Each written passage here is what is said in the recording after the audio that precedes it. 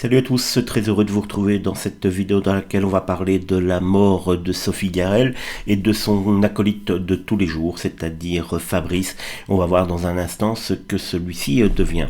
Là, on parle véritablement d'une vraie page qui se tourne en tout cas. Sophie Garrel est morte à 84 ans et forcément son nom ramène tout de suite à RTL, aux grosses têtes, à Laurent Ruquier, mais surtout à Fabrice, parce que pour beaucoup de gens, Sophie Garrel et Fabrice, c'était un duo, une époque, une radio populaire, simple, drôle, pas prétentieuse, qui ne se prenait pas pour ce qu'elle n'était pas, et surtout un moment où les gens aimaient encore s'amuser. Sophie Garrel, ce n'était pas la star qui se la racontait, on l'a compris depuis maintenant quelques heures avec les hommages. C'était une voix, un rire, une présence. Elle avait bossé pendant des décennies à la radio et à la télé, notamment sur RTL, avec des émissions comme Les Jeux de Fabrice et Sophie, ou À tout cadeau. Elle avait même représenté le Luxembourg à l'Eurovision en 68.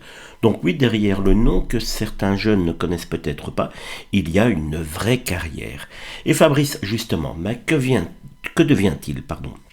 Eh bien, il est toujours là, bon pied, bon oeil, mais beaucoup plus discret. Ce n'est plus le Fabrice omniprésent de la classe ou des grands jeux sur RTL. Aujourd'hui, il apparaît moins. Il vit loin du bruit médiatique. Il vit en Suisse auprès de sa femme, de son épouse, de sa fille, et il est même devenu grand-parent.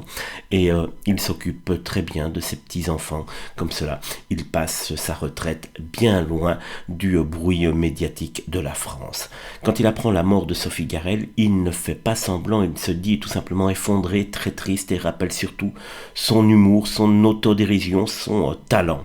Et ça, franchement, ça change des hommages froids, écrits en 3 lignes par un service comme.